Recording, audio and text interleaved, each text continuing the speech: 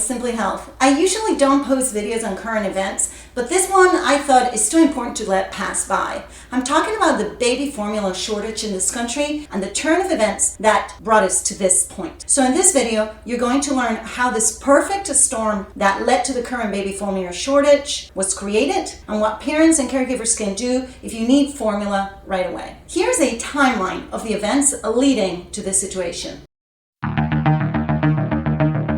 In September of 2019, the FDA inspects Abbott's formula plant in Michigan and detects Chronobacter.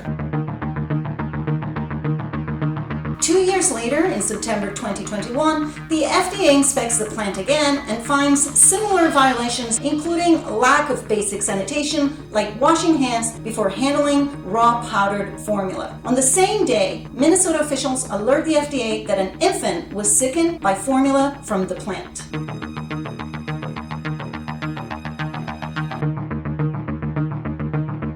In October 2021, a whistleblower from Abbott Nutrition who lost her job after reporting her company warns the FDA of safety failures at the plant.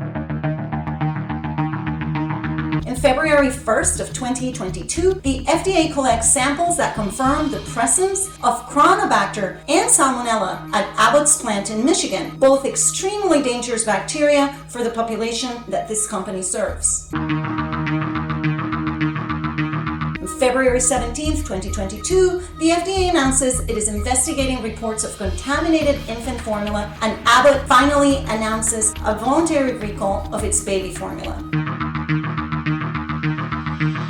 The public was not informed of these events until now. Chronobacter infection is not common, and it's usually suffered by newborn babies that are fed powdered formula. Because it can be deadly in 50% of cases, even one case should be sufficient for the FDA to have intervened. Hospitals are currently not required to report Chronobacter infections to health departments, so the number of annual cases is possibly much higher than we know. Infection cases were reported to the Food and Drug Administration, including 2 infant deaths in September of 2021. But this was not enough to sound the alarm, although the government had known about Abbott's Chronobacter contamination since September of 2019. As alarming as this timeline is, another alarming fact is that Abbott Nutrition controls about half of the baby formula market in the US. This type of near monopoly can be very dangerous, as we can see by the current events. So since February of 2022, this giant company that produces almost half of all baby formula in the US, including Similac, has stopped production. The US government is now reaching an agreement to let Abbott reopen its baby formula plant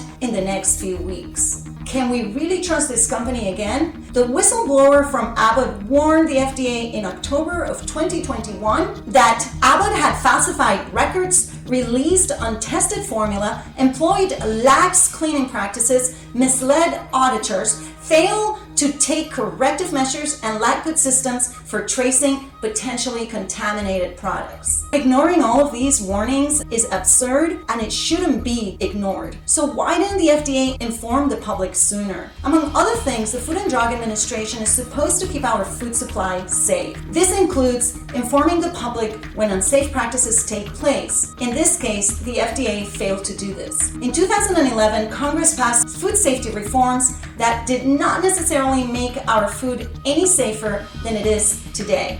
Why? The Obama administration increased funding to the FDA to oversee the safety of the food in the US. The Trump administration, however, dismantled these fundings, making food safety not a priority for their administration. And the Biden administration has so far done nothing to fix the problem that the Trump administration left behind. It is clear that the FDA lacks the manpower and funding to keep up with the amount of food inspections in the entire country.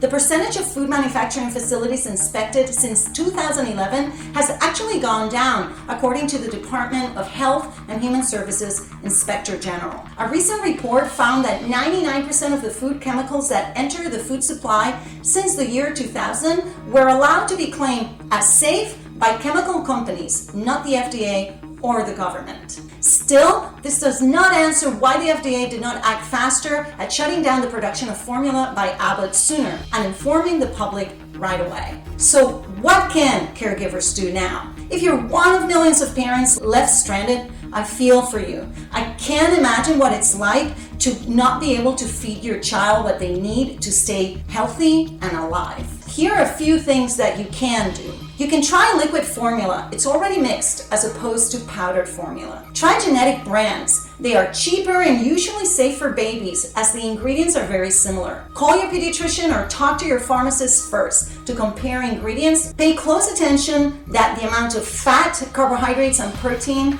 is similar with the genetic brand to the formula you were previously using. Call pharmacists around you before you take the trip to check what they have on their shelves. If you need special powdered formula, do refer to the American Academy of Pediatrics fact sheet for other options. I added the link in the description below. You can also try accredited milk banks for breast milk. Also, if you have a friend or family member that is currently breastfeeding, the mother may be able to produce more milk and share it with you at least until the shelves fill up again. As long as the mother is healthy, this is a safe alternative. If you're about to have a baby, especially your first, hire a reputable lactation consultant to help you with breastfeeding from the moment the baby's born, as this is the most critical time to support moms breastfeeding. If you have other ideas, please do share. Thank you for watching. If you like this type of information, please don't forget to give it a thumbs up and subscribe to my channel. Until next time, cheers to your health.